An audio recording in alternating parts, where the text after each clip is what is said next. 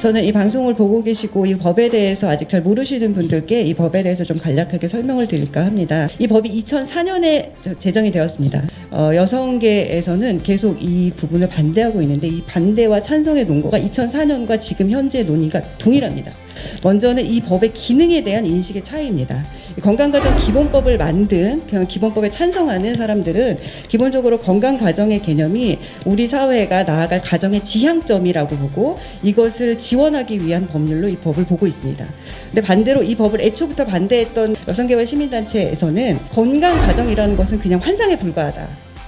이런 개념하에 이 법의 목적에 대해서 보는 인식도 정확하게 갈립니다.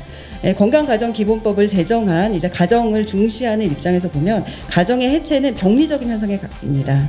그리고 건강가정으로 우리는 돌아가야 하고 이 회복이 가족이라는 가족의 가치를 회복하는 운동으로 이루어져야 하는 것이 건강가정기본법이 가고자 하는 목적과 취지인 것입니다. 2004년부터 계속 이 법을 반대하는 쪽에서는 가족의 해체는 병리적인 현상이 아니고 사회구조적인 현상으로 자연스러운 것이다. 그냥 생활 형식이 변경된 것뿐이고 오히려 가족주의는 극복되어야 할 사회현상이다 라고 얘기를 하는데요. 이 가족주의를 극복해서 어떻게 가겠다고 하는 것이냐면 가족적 유대를 통해서 사회적 연대를 확보하기보다는 이게 통상적으로 알고 있는 우리의 가족 기능입니다. 가족의 기능이 연대를 통해서 결국 사회의 가정과 같은 가정이 확대되는 현상 이걸 나타내고 있는데 반대로 사회적 연대를 제도화해서 가족적 유대를 달성하자는 겁니다. 그러니까 사회 전체가 가족이 되도록 하자는 거고 이 사회 연대가 제도화되는 것을 막는 그 주범이 가족주의라는 겁니다. 전체주의의 맥락에서 한번 보시면 상당히 문제가 있다는 것을 알 수 있습니다. 그래서 이들이 오히려 가족주의를 극복하기 위한 방법으로 하는 것은 건강가정을 깨라 라는 형태로 나타납니다. 이 형태가 중간에 이제 2005년에 이 법 제정되게 2004년인데 2005년에 인권위에서 건강가정기본법에 대한 권고가 있었습니다. 여가부에 대해서. 그 내용 일부를 읽어드리면 건강가정기본법이라는 법률명은 건강가정과 상반되는 건강하지 않은 가정이라는 개념을 도출시킨다. 그래서 이 법의 기본법 내용을 법률명을 수정해라.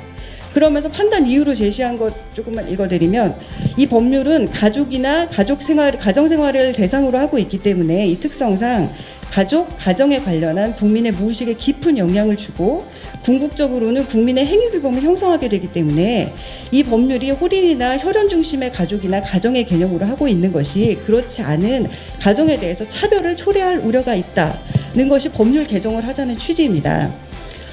예, 이렇게 이런 계속 논의가 계속적인 여성계의 반대를 일으키면서 지금 이 법이 사실 제대로 실행조차 되지 않았습니다. 처음에는 이게 가족 복지의 형태로 복지 지원의 형태로 법이 제정되었는데 법이 제정된 직후에 정권이 바뀌기 시작하면서 이게 여가부로 넘어갔는데 반대해온 여성계에서 이 법을 집행하는 현상이기 때문에 법이 제대로 집행되지도 않고 가정 해체가 오히려 심화되는 현상입니다.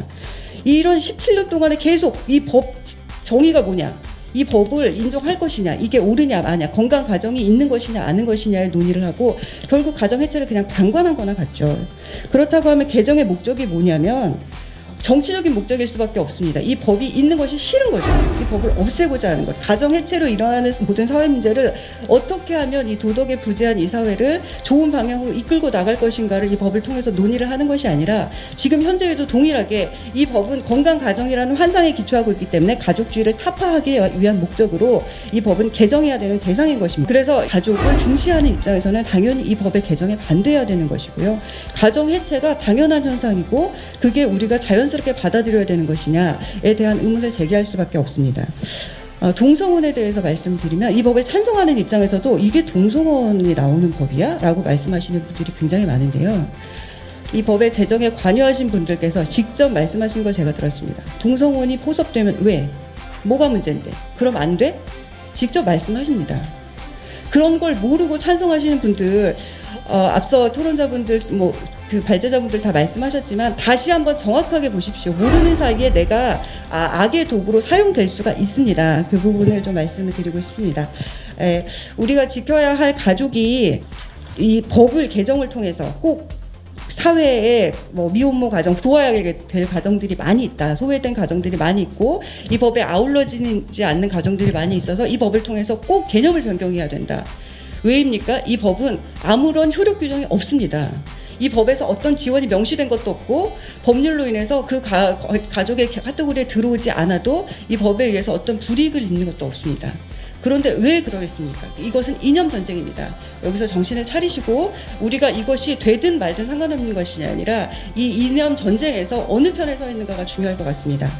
동성혼이 아니라고 하시는 분들께 말씀드릴 때 사실 이게 가족이나 다른 분들께 설명을 드리고 같이 동참하실 수 있도록 말씀해 주셔야 되는데 먼저 기초는 가족을 이루고 있고 가족을 중시하고 있는 이 사회 구조를 기본적으로 깨고 그럼 어디로 갈 방향이 없이 무조건 깨고 보겠다는 이런 식의 법 개정은 우리가 반드시 막아야 할 것입니다.